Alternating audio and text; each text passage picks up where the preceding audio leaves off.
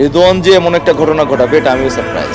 Even dressing রুমে যে কান্নাকাটি করেছে, আমার কাছে সরি বলেছে, অন্যান্য কোচিং স্টাফদেরকে সরি বলেছে। ইভেন সে আর্জেন্টিনার যে কোচ এবং প্লেয়ার তাদেরকেও সরি বলেছে। আর্জেন্টিনার কোচের সঙ্গে কথা বলেছি, তাদের কিছু প্লেয়ার তাদের যে একাডেমি তার বাইরের থেকে নিয়ে আসছে। কালকে যে যদি একদম শেষ সময়ের যে ঘটনাগুলো আমরা দেখলাম, স্পেশালি আমি যদি বলি যে আপনাদের রেদওয়ান 3 নম্বর জার্সি, সে যে ঘটনাটা ঘটালো ওইখানে আসলে কি মানে কাহিনীটা কি ছিল? আমরা তো শুধু দেখলাম যে মানে বিষয়টা আসলে জানি না হয়েছিল কি। অ্যাকচুয়ালি এটা একটা বিচ্ছিন্ন ঘটনা। আমরা কেউই এমন একটা ঘটনাকে চাই না, এক্সপেক্ট করি না এবং কখনো করিনি।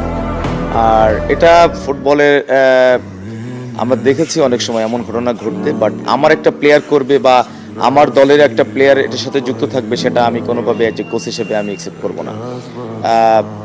ঘটনাটা ঘটেছে, আগে পিছে কি হয়েছে সেটা পরের বিষয়, সেটা আমাদের জানার বিষয় না। কিন্তু সে যেটা করেছে ডেফিনেটলি সেটা খেলোয়াড় সূচক বা আচরণ, এটা আমরা কোনোভাবেই কোচ হিসেবে বা আমরা যারা স্পেক্টেটর আছে আমরা মেনে নিতে পারি না। সো সে যেটা করছে, করার পরে সে ভীষণ অনুতপ্ত হয়েছে। ইভেন ড্রেসিং রুমে যে কান্নাকাটি করেছে, আমার কাছে সরি বলেছে, অন্যান্য কোচিং স্টাফদেরকে সরি বলেছে। ইভেন সে আর্জেন্টিনার যে কোচ এবং প্লেয়ার তাদেরকেও সরি বলেছে। আমি নিজে উপযাচক হয়ে আর্জেন্টিনার কোচের কাছে গেছি, তার ড্রেসিং আপনি নিয়ে গিয়েছিলেন আর্জেন্টিনার প্লেয়ার এবং কোচের কাছে? নিয়ে গিয়েছি।